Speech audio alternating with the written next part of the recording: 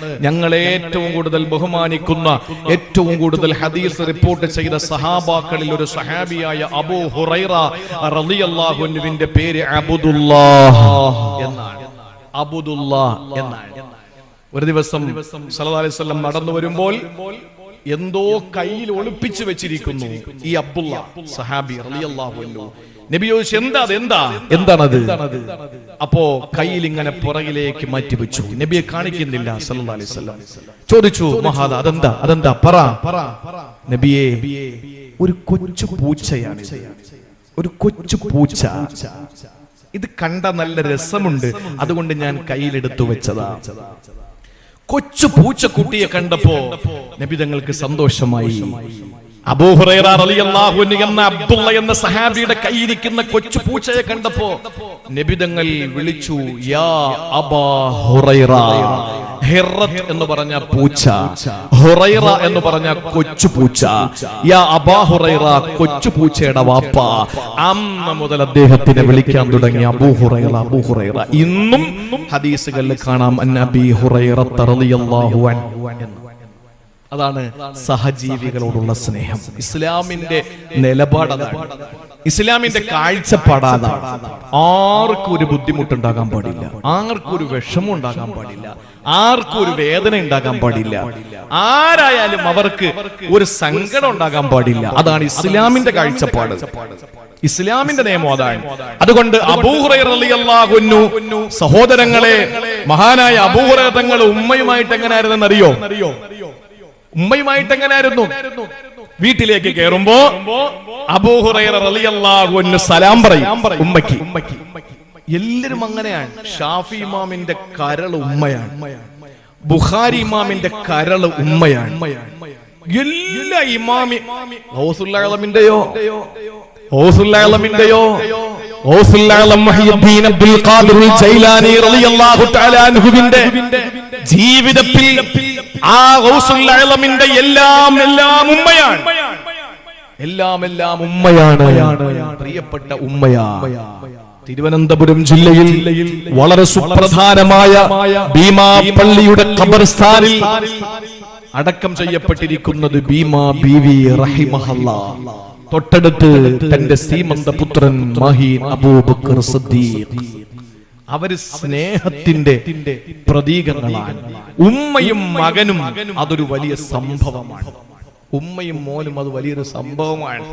അപ്പോ അബൂ ഹുറൈറ റളിയല്ലാഹു അൻഹു വീട്ടിലേക്ക് കയറുമ്പോ സലാം ചൊല്ലിയിട്ട് പറയും, റഹിമക്കല്ലാഹ് കമാ റബ്ബൈതനീ സഗീറാ. ഇത് പറയുമ്പോ ഉമ്മ തിരിച്ചു പറയും, വഅലൈക്കസ്സലാം റഹിമക്കല്ലാഹ് കമാ ബറത്നീ കബീറാ. എത്ര സന്തോഷം അവര് തമ്മിൽ.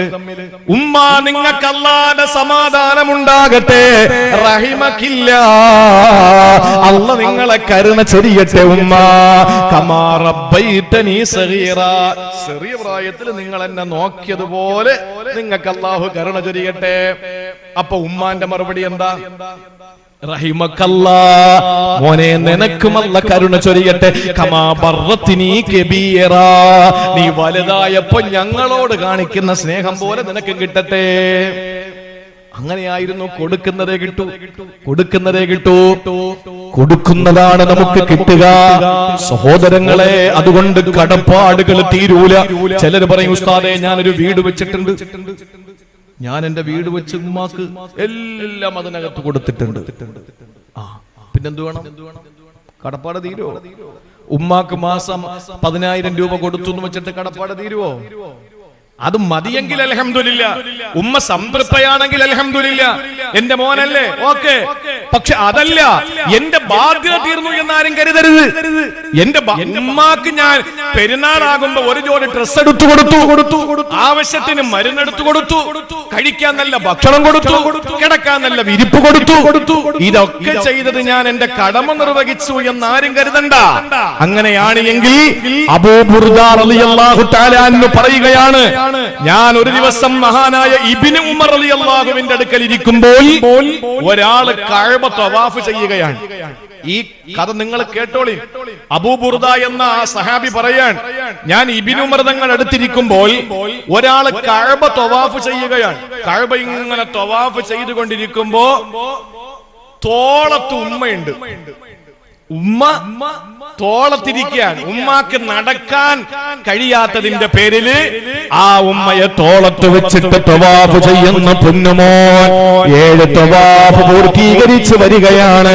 മഖാം ഇബ്രാഹിമിന്റെ പിന്നിൽ 2 റക്അത്ത് നമസ്കാരം നിർവഹിച്ചു.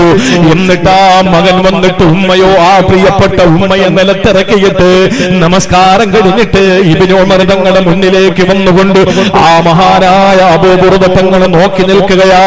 ആ മകൻ ചോദിക്കുന്നു, തങ്ങളെ, എന്റെ പ്രിയപ്പെട്ട ഉമ്മയോടുള്ള ബാധ്യത ഞാൻ നിറവേറ്റിയോ? അപ്പറാനി ജസൈതുഹാ, നിങ്ങൾ പറ, എന്റെ കടമ തീർന്നിട്ടുണ്ടോ? ഈ മകന് ചുമക്കുക മാത്രമല്ല, ഉമ്മയെ തോളത്ത് വെച്ചിട്ട് ചുമന്നുകൊണ്ട് തവാഫ് ചെയ്യുമ്പോൾ ആ മകൻ പറയുന്ന ഒരു വാക്കുണ്ട്. എന്താണെന്നറിയോ? ഇന്നീ ലഹാ ബൈറുഹൽ മുദല്ലലോ, ഇന്നീ ലഹാ ബൈറുഹൽ മുദല്ലലോ. എന്റെ ഉമ്മാടെ വാഹനമാണ് ഞാൻ, എന്റെ ഉമ്മാന്റെ കീഴ്പ്പെടുത്തപ്പെട്ട വാഹനമാണ്, എന്റെ ഉമ്മയുടെ നിസ്സാരനായ വാഹനമാണ്, കഴുത ഒട്ടകമാണ് ഞാന് എന്ന് പറഞ്ഞുകൊണ്ട് തലയിൽ വെച്ച് ചുമന്നുകൊണ്ട് വന്ന മകനോട് ഇബ്നു ഉമർ റളിയല്ലാഹു അൻഹു പറയുന്നു, തങ്ങളെ അപ്പറാനി ജസൈതുഹാ, എന്റെ ബാധ്യത എന്തെങ്കിലും തീർന്നിട്ടുണ്ടോ? ആ സമയത്താണ് ഇബ്നു ഉമർ റളിയല്ലാഹു അൻഹു പറഞ്ഞു, ലാ വലാ ബിസഫറത്തിൻ വാഹിദ, തീർന്നിട്ടില്ല. നീ ഇപ്പൊ ചെയ്ത ഈ പ്രവൃത്തി ഉണ്ടല്ലോ, ഏത്? നിന്റെ തലയിൽ വെച്ച് തോളത്ത് വെച്ചിട്ട് തവാഫ് ചെയ്ത് ഉമ്മയെ നടത്തിക്കാറ് കഅബയെ തവാഫ് ചെയ്യിപ്പിച്ചിട്ട് നീ കൊണ്ടിരുത്തിയല്ലോ. എന്നിട്ട് നീ ഉമ്മയ്ക്ക് വാഹനമാണെന്ന് വിളിച്ചു പറഞ്ഞല്ലോ. നീ കാണിച്ച പ്രവൃത്തി ഉണ്ടല്ലോ മോനെ, വലാ ബിസഫറത്തിൻ വാഹിദ, നിന്റെ ഉമ്മ നിന്നെ ഗർഭിണിയായിരുന്നപ്പോൾ അവര് വിട്ട ഒരു നെടുവീർപ്പുണ്ടല്ലോ, ഒരു നെടുവീർപ്പുണ്ടല്ലോ, ഒരു ശ്വാസമുണ്ടല്ലോ, അതിന് പോലും പകരമായിട്ടില്ല. തോളത്ത് വെച്ചിട്ട് തവാഫ് ചെയ്ത് ഉമ്മാടെ വാഹനമാണ് ഞാനെന്ന് പറഞ്ഞിട്ട് മോൻ ഇങ്ങനെ കൊണ്ട് കറങ്ങി. എന്നിട്ട് നേരെ കൊണ്ടുവന്ന് ഇറക്കിയിട്ട് 2 റക്അത്ത് നിസ്കരിച്ചിട്ട് പള്ളിക്കകത്തിരിക്കുന്ന ഇബ്നു ഉമർ റളിയല്ലാഹു അൻഹുവിന്റെ അടുക്കൽ വന്നിട്ട് ചോദിക്കുന്നു, തറാനി ജസൈതുഹാ, എന്റെ കണ്ടോ, തങ്ങളെ ഞാൻ ചെയ്ത കണ്ടോ? അപ്പൊ എന്റെ ഉമ്മയുടെ കടമ നിർവഹിച്ചില്ലേ? അവൻ പറഞ്ഞു, ഇല്ല മോനെ, ആ ഉമ്മ നിന്നെ ഗർഭിണിയായിരുന്ന സമയത്ത് ആ ഉമ്മ വിട്ട ഒരു ശ്വാസം ഉണ്ടല്ലോ. എന്ത് ശ്വാസം? നെടുവീർപ്പില്ലേ.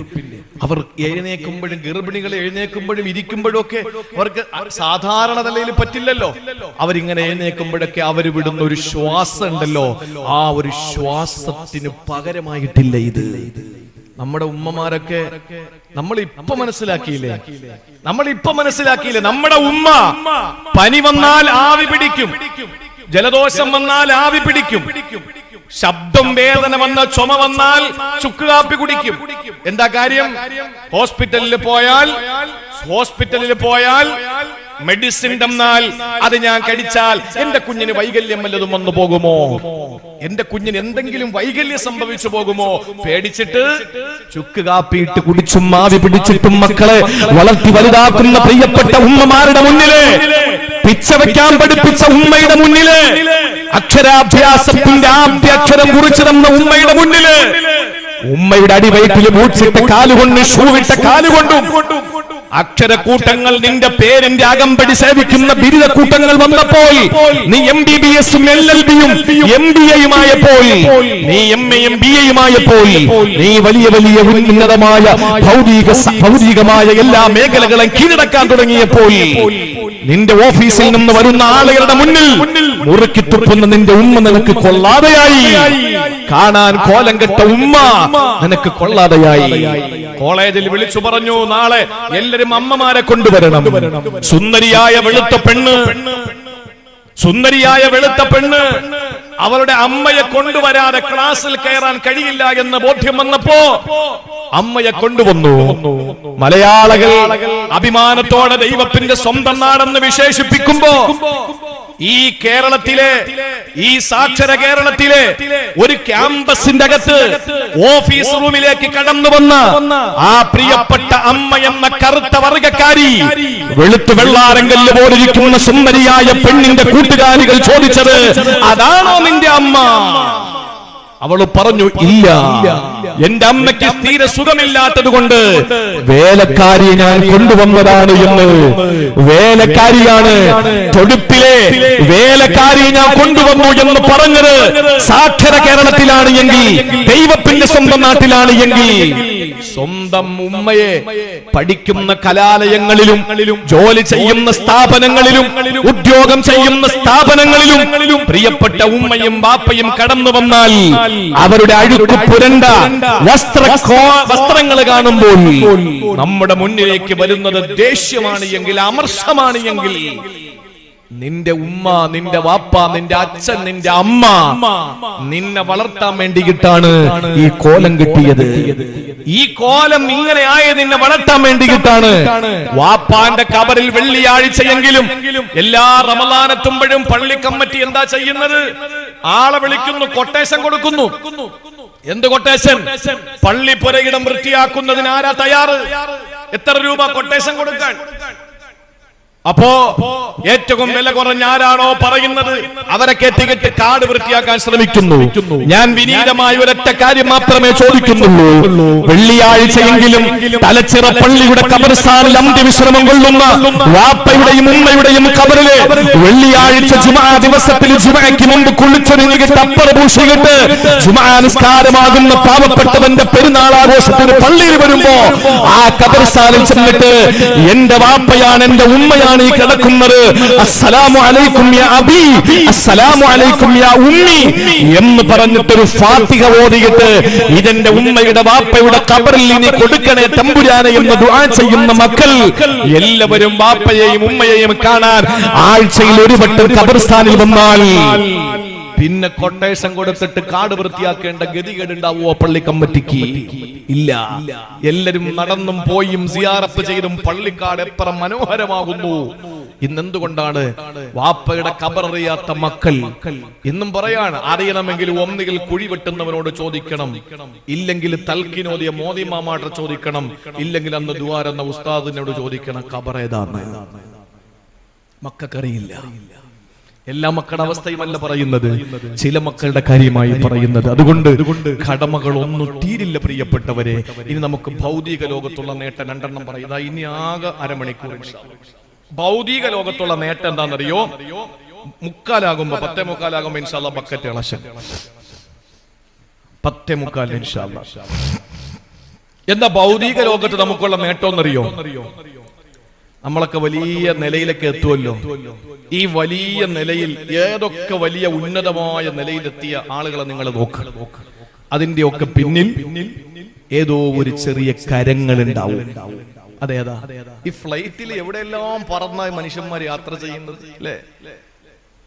നമ്മൾ കണ്ടതും കാണാത്തതുമായ എത്രയോ ഫ്ലൈറ്റുകൾ, വിമാനങ്ങൾ.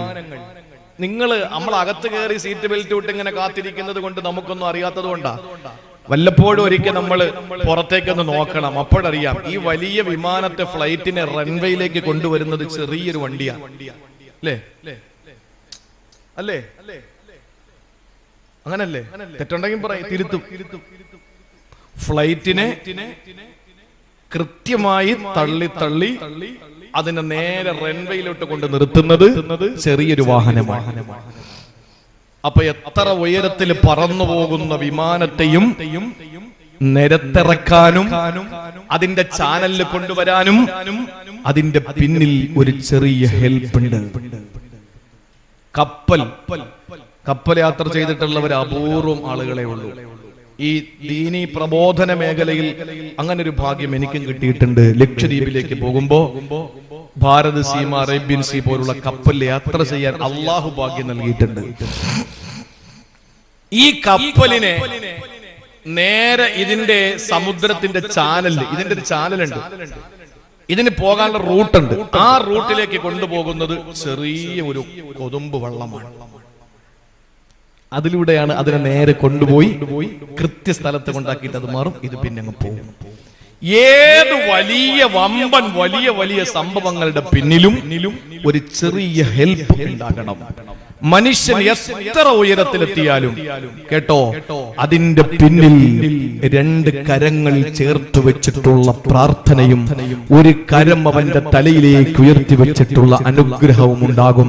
അതാരുടേതാണ്? കെട്ടിയോളുടേതൊന്നുമല്ല. കുടുംബ പ്രശ്നമൊന്നും ഉണ്ടാക്കണ്ട. കെട്ടിയോൾ എപ്പോഴാ നമുക്ക് വന്നത്? കെട്ടിയോൾ എപ്പോഴാ വന്നത്? നമ്മുടെ ജീവിതത്തിന്റെ പകുതിയാണ്, ദീനിന്റെ പകുതിയാണ്, ഒക്കെ ശരിയാ, നമ്മുടെ എല്ലാമാണ്. പക്ഷെ നമ്മളും മറ്റത് നമ്മുടെ പാത്രമാണ്. നമ്മൾ എവിടെ കിടന്നത്? അതിനകത്തല്ലേ കിടന്നത്? നമ്മൾ അതിനകത്തല്ലേ കിടന്നത്? അപ്പൊ അത്രയും കടപ്പാട് നമുക്കുണ്ട് ഉമ്മയോട്. ആ ഉമ്മയുടെ ദുആയാണ്, ആ ഉമ്മയുടെ അനുഗ്രഹമാണ്. അല്ലാത്ത ഒരു മോനും ഉയരത്തിലെത്തിയിട്ടില്ല. അല്ലാത്ത ഒരു മോനും ഉയരത്തിലെത്തിയിട്ടില്ല. അമേരിക്കയുടെ എത്ര പ്രസിഡന്റുമാര് പഠിക്കാൻ മിടുക്കന്മാരല്ലാത്ത, സംസാരിക്കാൻ വിക്കുണ്ടായിരുന്ന എത്രയോ ആളുകളുടെ മുമ്പിൽ എടുക്കാൻ നാണയമായിരുന്ന ബാല്യകാലത്തെ ദുരനുഭവങ്ങളിൽ നിന്ന് ഉമ്മ ചേർത്ത് പിടിച്ചിട്ട്, അമ്മ ചേർത്ത് പിടിച്ചിട്ട് വാടാ എന്ന് പറഞ്ഞു കൊണ്ടുപോയി ആശ്വാസത്തിന്റെ വാചകങ്ങൾ പറഞ്ഞു കൊടുത്തിട്ട് അവസാനമാ പൊന്നുമോൻ വൈറ്റ് ഹൗസിന്റെ അധിപനായി, ലോക പോലീസ് ചമയുന്ന വൈറ്റ് ഹൗസിന്റെ അധിപനായി വാണരുളിയ എത്ര സംഭവങ്ങളുണ്ട്, എത്ര സംഭവങ്ങളുണ്ട്. പ്രിയമുള്ള സഹോദരങ്ങളെ, അതുകൊണ്ട് ഉമ്മ നമ്മളെ സ്നേഹിച്ചാൽ, ഉമ്മ നമ്മളെ അനുഗ്രഹിച്ചാൽ നമുക്ക് കിട്ടുന്നത് എന്തെന്നറിയോ? സൂറത്ത് മറിയം എടുത്തു നോക്ക്. അല്ലാഹു പറയുകയാണ് ആരെ പറ്റിയാ? റൂഹുല്ലാഹി ഈസാ അലൈഹിസ്സലാമിനെ പറ്റി അല്ലാഹു പറഞ്ഞത് എന്തെന്നറിയോ? വബറം ബിവാലിദതി വലം യജ്അൽനി ജബ്ബാറൻ ശഖിയാ. അല്ലാഹു പറയുകയാണ്, ഈസാ നബി പറഞ്ഞ വാക്കിനെ അല്ലാഹു എടുത്തു ലോകത്തിന് പാഠമായി കൊണ്ട് പഠിപ്പിക്കുകയാ. വബറം ബിവാലിദതി, ഭർത്താവില്ലാത്ത എന്റെ പ്രിയപ്പെട്ട ഉമ്മ, അതേ വാപ്പയില്ലാതെ ജനിച്ച ഈസാ നബി അലൈഹിസ്സലാം, എന്റെ ഉമ്മാക്ക് ഞാനേ ഉള്ളൂ, എനിക്ക് എന്റെ ഉമ്മയെ ഉള്ളൂ. എന്റെ ഉമ്മക്ക് ഞാൻ ഗുണം ചെയ്തപ്പോ വലം യജ്അൽനി ജബ്ബാറൻ ശഖിയാ, അല്ലാഹു എന്നെ പരാജയപ്പെടുത്തിയില്ല. അല്ലാഹു എന്നെ പരാജയപ്പെടുത്തിയില്ല. അല്ലാഹു എന്നെ ഉന്നതിയിൽ നിന്ന് ഉന്നതിയിലേക്ക് കൊണ്ടുപോയി. ഇത് ഈസാ നബിയുടെ വാക്കാണ്. ഒരുപാട് വിശദീകരണങ്ങൾക്ക് ആവശ്യമില്ലാത്ത വാക്കല്ലേ. എന്നാ നിങ്ങൾക്കറിയോ, ഇറാനിലെ നഹാബന്ദ് എത്ര മൈലുകൾക്ക് പുറമാണ്. ആ ഇറാനിലെ നഹാബന്ദ് എന്ന് പറയുന്ന സ്ഥലത്ത് യുദ്ധം ചെയ്യുകയാണ് ആര്? സാരിയത്ത് റളിയല്ലാഹു തആല യുദ്ധം ചെയ്യുകയാ. മദീനയുടെ ഭരണാധികാരിയാരാ? ഖത്താബിന്റെ ഹംദമയുടെ മകനായി ചെറിയ പ്രായത്തിൽ ആട്ടിൻപറ്റങ്ങളെ മേച്ചു നടന്നു. യുവാവായപ്പോൾ സിറിയയിലും ഷാമിലും യമനിലും പട്ടുവസ്ത്ര വ്യാപാരം നടത്തിയ, പിന്നീട് ഉഖാല ചന്തയുടെ മുതലാളിയായ വീരനായ വിജിഗീഷുവായ മഹാനായ സയ്യിദുനാ ഉമർ ബിനുൽ ഖത്താബ് റളിയല്ലാഹു തആല അൻഹു മദീനയുടെ മിമ്പറിൽ നിൽക്കുകയാ. വെള്ളിയാഴ്ച ഖുതുബയോതുകയാണ്, വെള്ളിയാഴ്ച ജുമാ പ്രസംഗം നടക്കുകയാണ്. ആ സഹാബാക്കൾ ഇങ്ങനെ തലയിലൊരു പ്രാവ് വന്നിരുന്നാൽ തലയനക്കിയാൽ പ്രാവ് പറന്നു പോകുമോ എന്ന ആശങ്കയോടെ കാത്തിരിക്കുന്നവരെ പോലെ ആ ഉമർ തങ്ങളുടെ ചുണ്ടുകളിലും നടന്നു വീടുന്ന തിരുമൊഴികൾ വായിച്ചെടുക്കാൻ സഹാബത്തിന്റെ കണ്ണുകൾ, കാതുകൾ അവിടേക്ക് കേന്ദ്രീകരിച്ചപ്പോൾ ഉമർ റളിയല്ലാഹു തആല അൻഹു എന്തോ ഒരു വിഷയം, ചൂട് പിടിച്ച വിഷയം ഇങ്ങനെ പ്രസംഗിച്ചു വരുന്നതിനിടയിൽ പെട്ടെന്ന് സ്റ്റോപ്പ് ചെയ്തു. എന്നിട്ട് ഉറക്കെ പറയുന്നു, സാരിയാ സാരിയാ സാരിയാ അൽ ജബൽ അൽ ജബൽ അൽ ജബൽ. സാരിയത്ത് റളിയല്ലാഹു അൻഹുവിനെ വിളിച്ചിട്ട് ജബൽ, പർവ്വതം പർവ്വതം പർവ്വതം എന്ന് വിളിച്ചു പറയുന്നു. സഹാബാക്കൾ ചിന്തിച്ചു, എന്തായി പറയുന്നത്? ഇത് എന്താ ഖുതുബയുടെ ഭാഗമല്ലല്ലോ. ആ സമയത്ത് ആർക്കും ഒന്നും മനസ്സിലായില്ല, ചോദിക്കാൻ ആർക്കും ധൈര്യവും വന്നില്ല. ഓർമ്മയില്ല. കുറെ നാളുകൾ കഴിഞ്ഞപ്പോൾ നഹാവന്തെന്ന ഇറാനിൽ ഒരു പ്രദേശത്ത് യുദ്ധത്തിന് പോയിരിക്കുന്ന മഹാനായ സാരിയത്ത് റളിയല്ലാഹു അൻഹു തിരിച്ചു വന്നു. എന്നിട്ട് മഹാനവറുകൾ ആളുകളുമായിട്ട് കാർക്കോസാരി പറഞ്ഞപ്പോൾ യാത്രയുടെ അനുഭവങ്ങളെ പറ്റി വിശദീകരിച്ചപ്പോൾ സാരിയത്ത് റളിയല്ലാഹു അൻഹു പറഞ്ഞു, ഞാനിങ്ങനെ നഹാവന്തിൽ പോരാടിക്കൊണ്ടിരിക്കുമ്പോൾ പെട്ടെന്ന് അലക്ഷ്യമായി, പെട്ടെന്ന് ഞാനിങ്ങനെ അശ്രദ്ധനായി. ആ സമയത്ത് പർവ്വതത്തിന്റെ പിന്നിലൂടെ ശത്രുക്കൾ വന്നു. അപ്പോഴാണ് മഹാനായ ഉമർ തങ്ങളുടെ വാക്ക് ഞാൻ അന്തരീക്ഷത്തിലൂടെ കേട്ടു, സാരിയത്തെ സാരിയത്തെ പിന്നിലേക്ക് നോക്ക്, പർവ്വതത്തിന്റെ പിന്നിലൂടെ ശത്രുക്കൾ വരികയാ. ഞാൻ നോക്കുമ്പോൾ അവരെ കണ്ടു, അവരോട് പോരാടി ഞാൻ വിജയിച്ചു. ഇത് ഞാൻ കണ്ട കാഴ്ചയാണെന്ന് പറഞ്ഞപ്പോഴാണ് മദീന നിവാസികൾക്ക് മനസ്സിലായത്, അന്നത്തെ പ്രസംഗത്തിൽ ഇടയ്ക്ക് കയറിയിട്ട് ഈ പറഞ്ഞത് ഇതാണല്ലോ എന്ന്. അതവിടെ നിൽക്കട്ടെ, ഇതൊരു കറാമത്താണ്. ഇത് സാരിയാത്തങ്ങൾ ഉമർ തങ്ങളുടെ വാക്ക് മൈലുകൾക്കപ്പുറത്ത് നിന്ന് കേട്ടത്, സാരിയാത്തങ്ങളുടെ ചലനം മദീനയിൽ നിന്നുകൊണ്ട് ഉമർ തങ്ങൾ കണ്ടത്, ഇതെല്ലാം കറാമത്ത് തന്നെയാ. പക്ഷെ നമ്മുടെ വിഷയം അതല്ലല്ലോ. എന്തുകൊണ്ടാണ് സാരിയത്തിന് ഈ പദവി കിട്ടിയതെന്നറിയോ? ചരിത്രത്തിൽ കാണാ,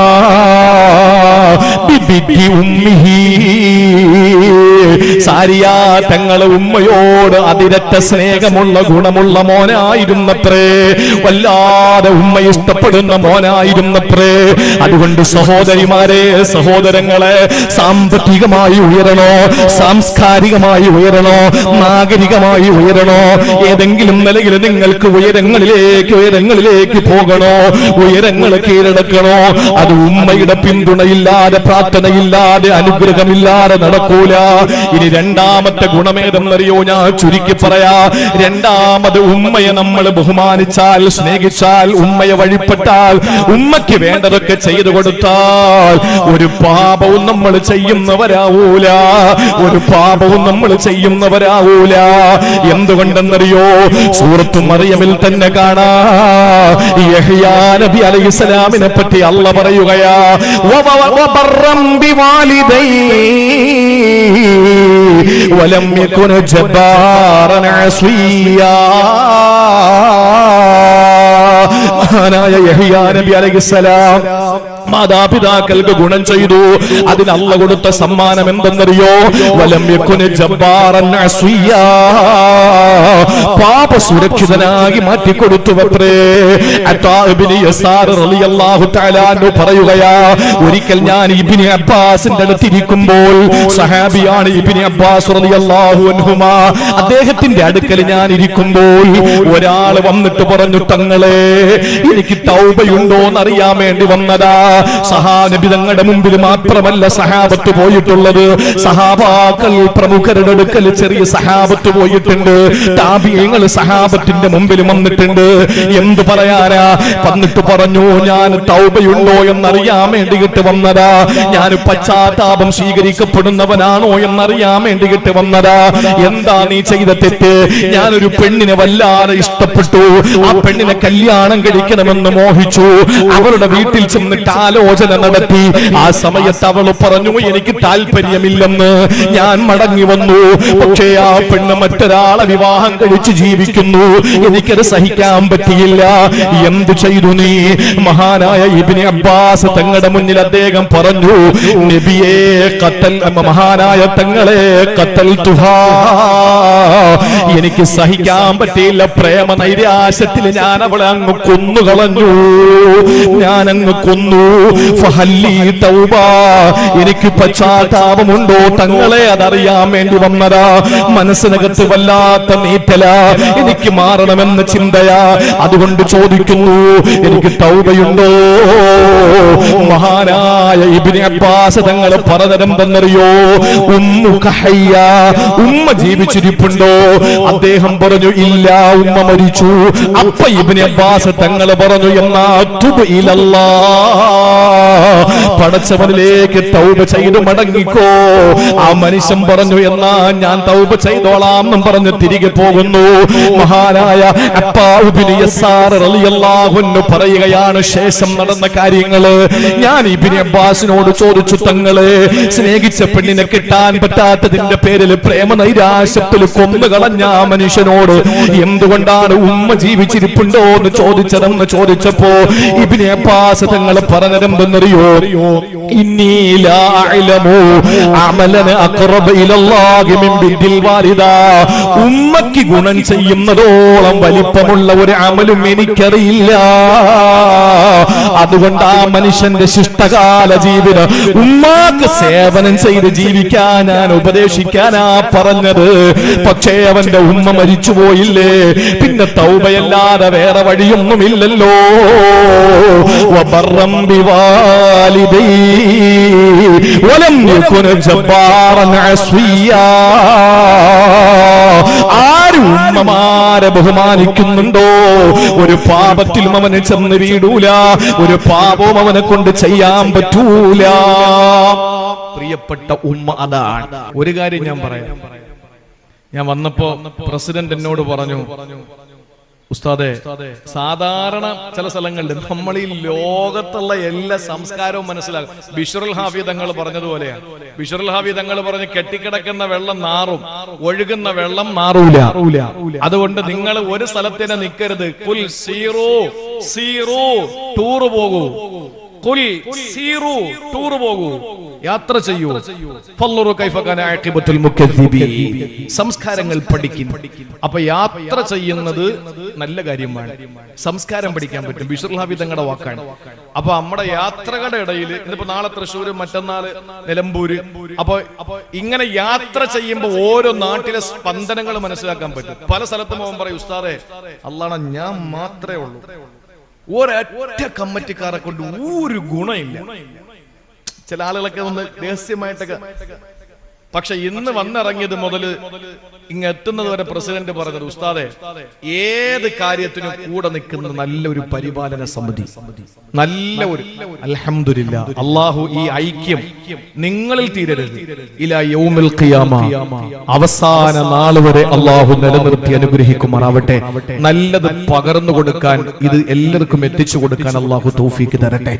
ഞാൻ ഒരൊറ്റ പ്രധാനപ്പെട്ട കാര്യം കൂടെ, ഇനി ചരിത്രങ്ങൾ ഒന്നും പറയുന്നില്ല, ഒരൊറ്റ പ്രധാന കാര്യം കൂടി ഞാൻ പറഞ്ഞിട്ട് ഇൻഷാ അല്ലാഹ് നമുക്ക് എല്ലാവർക്കും എണീറ്റ് നിന്ന് ദുആ ചെയ്തൊരു 3 സ്വലാത്തോടുകൂടി നമുക്ക് യാത്രയാകാം. അല്ലാഹു തൗഫീക്ക് നൽകട്ടെ. നവോന്മേഷം, പാപ സുരക്ഷിതത്വം നൽകി, പാപ രോഗരഹിതരായി നമുക്ക് ഇവിടെ നിന്ന് പോകണം. അല്ലാഹു തൗഫീക്ക് തരട്ടെ. അപ്പൊ അതുകൊണ്ട് പ്രിയപ്പെട്ട സഹോദരങ്ങളെ, നല്ല കമ്മിറ്റിക്കാര്, നല്ല ജനങ്ങൾ, ആരും എണീറ്റ് പാതിയാവുമ്പോ എണീറ്റ് ഓടുന്ന സ്വഭാവമൊന്നുമില്ല. ഒന്നും അല്ലെങ്കിൽ 2 മണിക്കൂർ സിഗരറ്റ് വലിക്കാതിരുന്നില്ലേ? എത്ര ആളുകൾക്ക് അതിൽ ബുദ്ധിമുട്ടുള്ളവരുണ്ടാവും. ഞാൻ കുറ്റം പറയല്ല, ചില ആളുകൾക്ക് അങ്ങനെയാണ്. സിഗരറ്റ് വലിക്കാതിരുന്ന അവർക്ക് വിറയലുണ്ടാവും. അത് അവരുടെ ഒരു വീക്ക്നെസ് ആണ്, നമ്മൾ കുറ്റം പറഞ്ഞിട്ട് കാര്യമില്ല. പക്ഷെ ഈ 2 മണിക്കൂർ അവരിങ്ങനെ ഇരുന്നു. ഇതിനിടയിൽ എത്രയോ ആളുകൾക്ക് മൂത്രശങ്ക ഉണ്ടാവും, അവർ അനങ്ങിയിട്ടില്ല, ഇവിടെ തന്നെ ഇരുന്നു. ഇത് തന്നെയാണ് നിങ്ങൾ ചെയ്യുന്ന ഏറ്റവും വലിയ ഇതിന്റെ പിന്തുണ.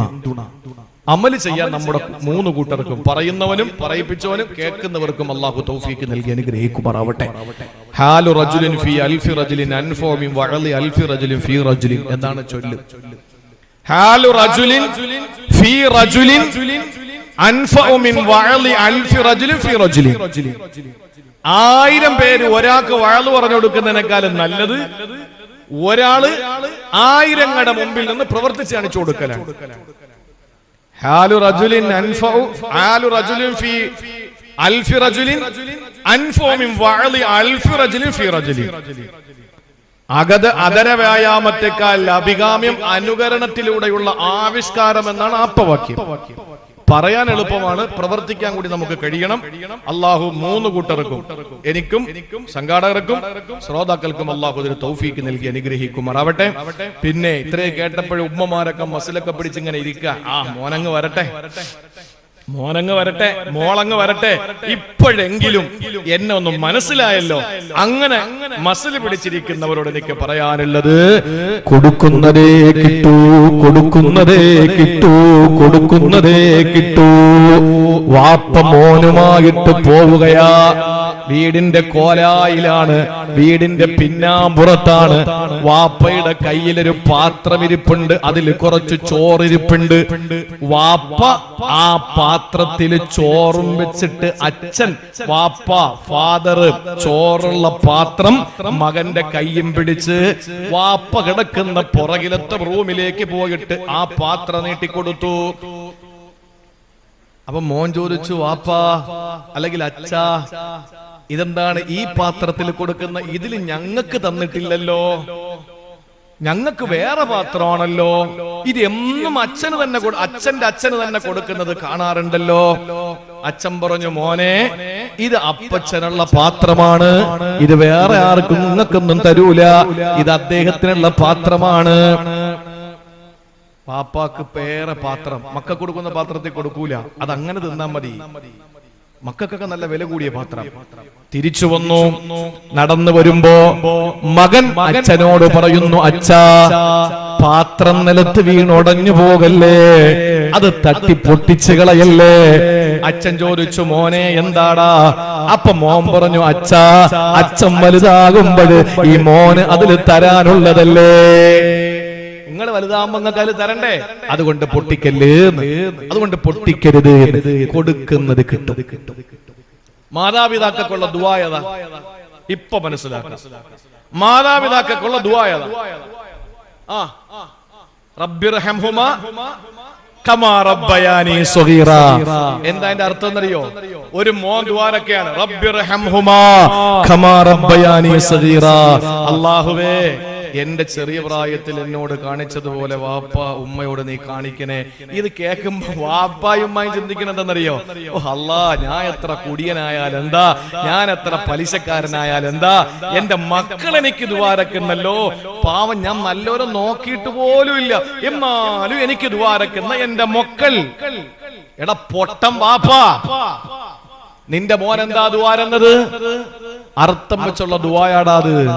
മോനെ വെച്ചുള്ള ദുആയാ നിന്റെ മോൻ ചെയ്തത്. റബ്ബിർഹംഹുമാ കമാ റബ്ബയാനി സഗീറാ. ചെറിയ പ്രായത്തിൽ എന്നോട് കാണിച്ചതുപോലെ നീ അവരോട് കാണിക്കണേ അല്ലാ എന്നതിന്റെ അർത്ഥം. അല്ലാതെ സ്വർഗം കൊടുക്കണേ എന്നല്ലേ അങ്ങനെ കരുതിയത്.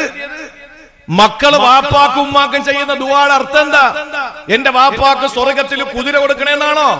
എന്റെ വാപ്പാക്ക് സ്വർഗത്തിൽ വലിയ സ്ഥാനം കൊടുക്കണമെന്നാണോ? അല്ല. പിന്നെ അതിന്റെ അർത്ഥം എന്താണ്? ചെറിയ പ്രായത്തിൽ ഞങ്ങളോട് എങ്ങനാണോ ഇവർ പെരുമാറിയത് അങ്ങനെ തന്നെ നീ അവരോട് പെരുമാറണേ അല്ലാ. അതാണ് അതിന്റെ അർത്ഥം. അതുകൊണ്ട് ഇപ്പൊ നമ്മൾ നല്ലപോലെ പെരുമാറിയാൽ മക്കളുടെ ദുആ നല്ലപോലെ തിരിച്ചു കിട്ടും. നമ്മൾ ഇപ്പൊ നല്ലതുപോലെ മക്കളടുത്ത് പെരുമാറിയില്ല എങ്കിൽ മോശമായ നിലയിൽ തിരിച്ചു കിട്ടും. മക്കളെ പറ്റി വിശുദ്ധ ഖുർആൻ പറഞ്ഞ 3 കാര്യങ്ങളാണ്. ആദ്യം എന്ത് നമുക്ക് ഒരു അഴകായിരിക്കും, അട്രാക്ഷൻ ആയിരിക്കും. ആദ്യം എന്തും. ഇപ്പൊ ഉദാഹരണം പറഞ്ഞാൽ ബിരിയാണി, അപ്പോട്ടെ പഞ്ചസാര, എല്ലാവർക്കും വലിയ കാണാൻ നല്ല രസകരമാണ്. കോഫിയിലിട്ടാൽ ചായയിലിട്ടാൽ നല്ല ടേസ്റ്റ് ആണ്. അപ്പൊ ഇങ്ങനെ അവരിങ്ങനെ കുടിക്കും. ആദ്യം നല്ല അട്രാക്ഷൻ ആണ്. കുറെ കൂടിക്കഴിഞ്ഞാൽ എന്താ ചെയ്യാ? നാശം തുടങ്ങും. നമ്മുടെ നാശം തുടങ്ങി. ഷുഗറായി, പിന്നെ വല്ലാത്ത വിഷമമായി. ഈ നാശം കൂടി കൂടി വന്ന പിന്നെന്താവും? നമ്മുടെ ശത്രുവാവും. നമ്മുടെ ശത്രുവാവും. ചില ആളുകൾക്ക് പഞ്ചാര പാത്രം കാണിച്ചു കൊടുത്താൽ മതി, തല ഇറങ്ങി വീഴും. അത്രയും വലിയ ഷുഗർ രോഗികളുണ്ട്. ബിരിയാണി നല്ല കാണാൻ നല്ല മൊഞ്ചാണ്, മണം ഭയങ്കര ആസ്വാദ്യകരമാണ്, രുചി അതിലേറെ സുന്ദരമാണ്. പക്ഷെ അത് പരിധി വിട്ടാലോ നാശം തുടങ്ങും. ഗ്യാസ് ട്രബിള്, കൊഴുപ്പ്, പ്രശ്നം എല്ലാം. അത് വീണ്ടും കൂടിയാലോ പിന്നെ നമ്മുടെ ശത്രുവായി. പിന്നെ എല്ലാം ചപ്പാത്തി പച്ചവെള്ളത്തിൽ മുക്കിയിട്ട് ഉരുട്ടി വാക്കാത്ത കയറ്റുക. അല്ലാതെ ബിരിയാണി തിന്നാനും പറ്റൂല, നെച്ചോറ് തിന്നാനും പറ്റൂല, ശത്രുവായി. ഖുർആൻ പറഞ്ഞു, നിന്റെ മോൻ, നിന്റെ മകൻ, നിന്റെ മക്കള് അഴകാണ്, കൗതുകമാണ്, അട്രാക്ഷനാണ്. നിന്റെ മക്കൾ ആദ്യം പറഞ്ഞു. പിന്നെ ആ മക്കളെ നല്ല നിലയിൽ കൊണ്ടുവന്നില്ലെങ്കിൽ അല്ല പറഞ്ഞു, നിന്റെ മക്കള് നാശമാണ്. എന്നിട്ട് മാമോനെ നല്ലതുപോലെ നടത്താൻ തീരുമാനിച്ചില്ലെങ്കിൽ അല്ല തഗാബുൽ പറഞ്ഞു, യാ അയ്യുഹല്ലദീന ആമനു ഇന്ന മിൻ അസ്വാജികും വഔലാദികും അദുവ്വൻ ലക്കും. നിന്റെ ശത്രുവാണ്, നിന്റെ ശത്രുവാണ് നിന്റെ മോൻ. അതുകൊണ്ട് പ്രിയപ്പെട്ടവരെ, നല്ല നിലയിൽ മക്കളെ വളർത്തിയാൽ നിങ്ങൾക്ക് ഉപകരിക്കും ഈ സാധനങ്ങൾ. ഇല്ലെങ്കിൽ ദോഷം ചെയ്യും ഈ മക്കൾ. ഒരുപാട് അനുഭവങ്ങളുണ്ട്. 3 വടികളാണ് നമ്മുടെ മക്കൾ. അല്ലാതെ കൈയിരിക്കുന്ന വടി കൊണ്ട് തലക്കടിക്കുന്ന മക്കളാകരുത്. തലക്കടി കിട്ടുന്ന മക്കളാക്കരുത്. നേരത്തെ വീട്ടിൽ പോണം, മക്കള് ഉറങ്ങൂല വാപ്പ പോയില്ലെങ്കിൽ.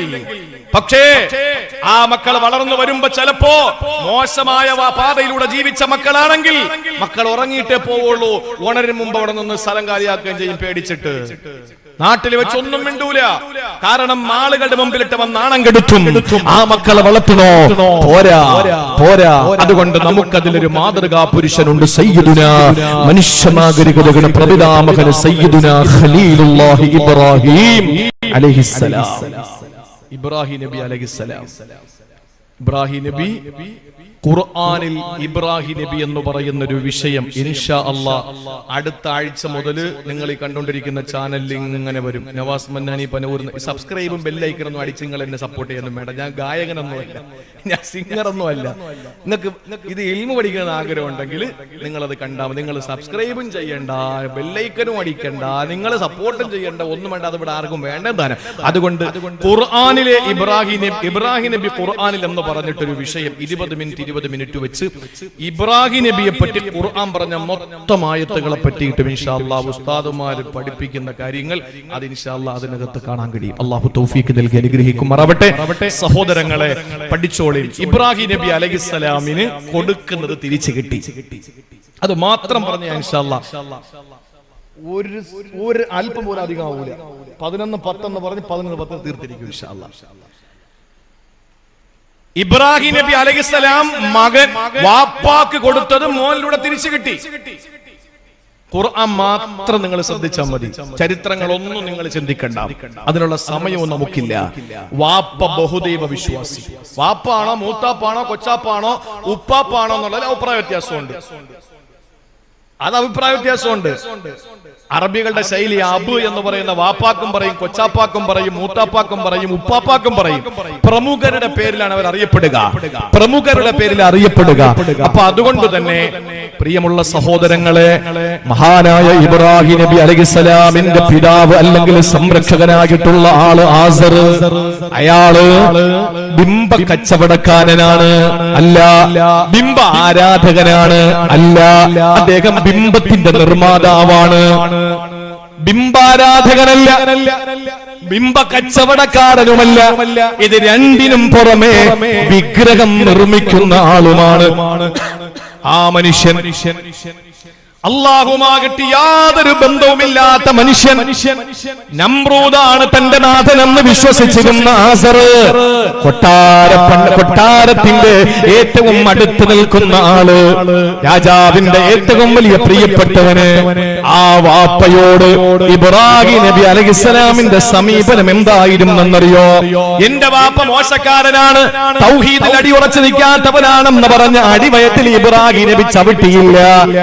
ഇബ്രാഹിം നബി അലൈഹിസ്സലാം കാല് മടക്കി ഇബ്രാഹിം നബിയുടെ വാപ്പാന്റെ കബോലത്തിൽ അടിച്ചില്ല.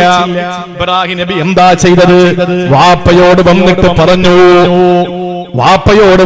പറഞ്ഞു, യാ അബത്തി ഇന്നി അഖാഫു അൻ യമസ്സക അദാബും മിനർ റഹ്മാൻ. ഇബ്രാഹിം നബിയുടെ വാക്ക് കേൾക്കണേ. യാ അബി എന്നല്ല പറഞ്ഞത്. യാ അബി എന്ന് പറഞ്ഞാൽ എന്റെ വാപ്പ, യാ അബി എന്ന് പറഞ്ഞാൽ എന്റെ വാപ്പ.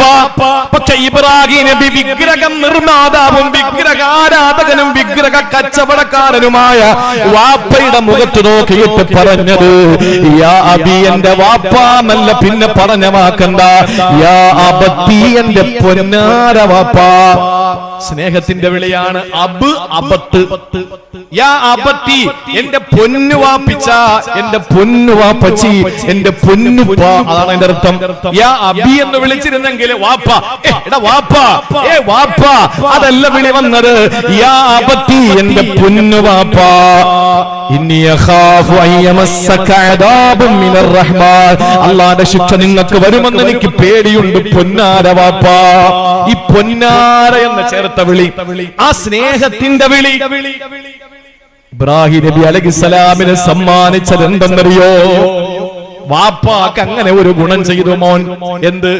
സ്നേഹത്തോടെ സംസാരിച്ചു. എന്നിട്ട് സ്വന്തം മോനോടും സ്നേഹത്തോടെ സംസാരിച്ചു. എങ്ങനെയാ? യാ ബുനയ്യ ഇന്നി അറാ ഫിൽ മനാം. ഇസ്മായിലിനെ വിളിച്ചത് അലൈഹിസ്സലാം. യാ ബുനയ്യ, എന്റെ കുഞ്ഞു മോനെ, എന്റെ പൊന്നാര മോനെ, എന്റെ കുഞ്ഞു മോനെ, എന്റെ ചക്കര മോനെ, ഇന്നി അറാ ഫിൽ മനാം, നിന്നെ ഞാൻ സ്വപ്നം കണ്ടടാ. ഇബ്രാഹിം നബി വാപ്പയോ വിളിച്ചത് സ്നേഹത്തിന്റെ വിളി, മോനെ വിളിച്ചത് അതിലേറെ സ്നേഹത്തിന്റെ വിളി. എന്താ അല്ലാഹ് തിരിച്ചു കൊടുത്തതെന്നറിയോ? ഇബ്രാഹിം നബിയുടെ മുഖത്ത് നോക്കിയിട്ട് മകൻ പറഞ്ഞു, യാ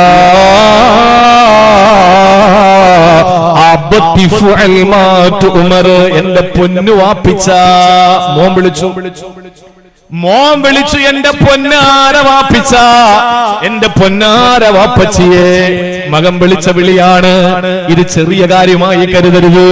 ഒരേ സമയം വാപ്പ എന്ന പിതാവിനും ഉമ്മ എന്ന മാതാവിനും അഥവാ ജന്മം നൽകിയ മാതാപിതാക്കളെ സ്നേഹത്തോടെ കണ്ടാൽ അവർ മുസ്ലിം ആകട്ടെ അമുസ്ലിം ആകട്ടെ, അവർ ഇസ്ലാമിൽ ഒന്നില്ല, പോകണം, കൃപ ചെയ്യണം, കരുണ കാണിക്കണം, ഭക്ഷണം കൊടുക്കണം, എന്ന് ചെയ്തു കൊടുക്കണം. അങ്ങനെ സ്നേഹത്തോടെ മാതാപിതാക്കളെ കണ്ടു. എന്നിട്ട് അവനുണ്ടായ കുഞ്ഞിനോട് കരുണ കാണിച്ചപ്പോ അല്ലാഹ് കൊടുത്ത സമ്മാനം ആ കുഞ്ഞ് അതേ ഭാഷയിൽ തിരിച്ചു വിളിക്കുന്നു. ഖാല യാ അബതി ഫഅൽ മാ തുഅ്മർ ഇന്നി. മഹാനായ ഇസ്മായിൽ നബി അലൈഹിസ്സലാം ഇബ്രാഹിം നബിയോട് പറഞ്ഞ വാക്ക് എങ്ങനെയാണ്? യാ അബതി ഫഅൽ മാ തുഅ്മർ, എന്റെ പൊന്നുവാപ്പച്ചി. സഹോദരങ്ങളെ, കൊടുക്കുന്നതാണ് തിരിച്ചു കിട്ടുക, കൊടുക്കുന്നതേ തിരിച്ചു കിട്ടൂ. അതുകൊണ്ട് ഉമ്മമാരോട് എനിക്ക് പറയാനുള്ളത്, ജീവന് തുല്യം മകനോട് സ്നേഹം കാണിക്കും, മകളോട് സ്നേഹം കാണിക്ക്, അവര് തിരിച്ച് സ്നേഹിക്കും. ഒരു ബോളെടുത്ത് ചുമരിലെറിഞ്ഞാൽ പതുക്കെ എറിഞ്ഞാൽ റിട്ടേൺ പതുക്കെ, അതിവേഗത്തിൽ എറിഞ്ഞാൽ അതിലേറെ വേഗത്തിൽ തിരിച്ച് കൊടുക്കുന്നതേ കിട്ടുള്ളൂ. അതുകൊണ്ട് മൻ ഖദിമ ഖുദിമ, ആര് സേവനം ചെയ്ത് അവന് സേവനം ചെയ്യപ്പെടും. ആര് ചിരിച്ചോ അവന് ചിരിക്കപ്പെടും. സഹോദരങ്ങളെ, അത് ഒരു തത്വമാണ്, അതൊരു സന്തുലിതത്വമാണ്, അത് അനിവാര്യമായ പ്രപഞ്ചത്തിന്റെ നിയമമാണത്. അതുകൊണ്ട് മക്കളോട് കരുണയോടെ ഇടപെട്ടാൽ അവർക്ക് നീ ഉമ്മയാകൂല, പിന്നെയോ പ്രിയപ്പെട്ട ഉമ്മയാകും. നീ അവർക്ക് പ്രിയപ്പെട്ട ഉമ്മയാകും. അല്ലാഹു നമ്മുടെ ഉമ്മമാരെ പ്രിയപ്പെട്ട ഉമ്മമാരാക്കട്ടെ, വാപ്പമാരെ പ്രിയപ്പെട്ട വാപ്പമാരാകട്ടെ, നമ്മുടെ മക്കളെ പ്രിയപ്പെട്ട മക്കളാക്കട്ടെ. ഇനി വാപ്പയുമായി മരിച്ചുപോയവരോട് എനിക്ക് പറയാനുള്ളത്, നിങ്ങൾ ചെയ്യേണ്ടത് ഇനി ഉസ്താദേ, കഞ്ഞി കൊടുക്കാൻ പറ്റൂല, ഭക്ഷണം കൊടുക്കാൻ പറ്റൂല, മുഖത്ത് നോക്കിയിരിക്കാൻ പറ്റൂല, കണ്ണിന് കാഴ്ച കൂടുതൽ കിട്ടുന്നത് നിങ്ങളങ്ങ് ഏത് മധുരയിൽ പോയാലും, നിങ്ങളങ്ങ് അപ്പുറത്ത് തിരുനെൽവേലിയിൽ പോയാലും, നിങ്ങൾ എത്ര വലിയ കണ്ണിന്റെ ആശുപത്രികളിൽ പോയാലും കിട്ടാത്ത അനുഭൂതി 3 സ്ഥലത്തേക്ക് നോക്കിയിരുന്നാൽ നിങ്ങളുടെ കാഴ്ച കൂടുമെന്നല്ലേ. അതിൽ ഒന്ന് ഫിൽ കഅബത്തി ശരീഫ, അല്ലാഹുവിന്റെ കഅബയിൽ ഇങ്ങനെ നോക്കിയിരിക്കണം, കാഴ്ച കൂടും. രണ്ടാമത്തേത് ഫി ഖുർആനിൽ അദീം, വിശുദ്ധ ഖുർആനിൽ ഇങ്ങനെ നോക്കിയിരിക്കണം, കാഴ്ച കൂടും. മൂന്നാമത്തേത് ഫീ വജ്ഹി ഉമ്മിഹി, ഉമ്മാന്റെ മുഖത്ത് ഇങ്ങനെ വെറുതെ നോക്കിക്കൊണ്ടിരുന്നാൽ കാഴ്ച കൂടും. ഇത് അഹ്ലുൽ ഈമാനിനോടല്ലേ പറയാൻ പറ്റൂ. ഇല്ലെങ്കിൽ നാളെ മറ്റോമാര് ചാടും, ഏവന്മാര് നാസ്തികവാദികൾ, നിരീശ്വരവാദികൾ, അവന്മാര് ചാടും. എന്നാ പിന്നെ കണ്ണാശുപത്രി വേണ്ടല്ലോ, ഉമ്മാടെ മോന്തയ്ക്ക് ഇങ്ങനെ നോക്കിയിരുന്നാ മതിയല്ലോ. ഇത് അഹ്ലുൽ ഈമാന്റെ പ്രഖ്യാപനമാണ്. വെറുതെ വന്നിട്ട് കമന്റ് ചെയ്ത് സമയം കളയണ്ട.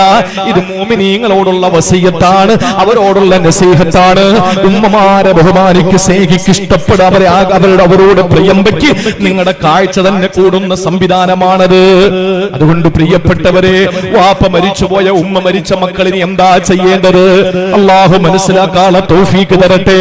2 വഴികളാണ്. ഒന്ന്, നിങ്ങൾ അവരുടെ ഖബറിൽ ചെന്ന് കേട്ടോ, എപ്പോഴും നിങ്ങൾ അവർക്ക് വേണ്ടി ഫാത്തിഹ ഓതി, യാസീൻ ഓതി, മുഅവ്വറത്തൈനി ഓതി, ഇഖ്ലാസ് ഓതി, അവർക്ക് ഇസ്തിഗ്ഫാർ ചൊല്ലി നിങ്ങൾ അവർക്ക് വേണ്ടിയിട്ട് എപ്പോഴും ഹദിയ ചെയ്യണം. ഖുർആനിലെ കണ്ണിന് കുളിർമ എന്ന് പറഞ്ഞ 3 സ്ഥലത്താണ് ഖുറത്തു ഐൻ പറഞ്ഞത്.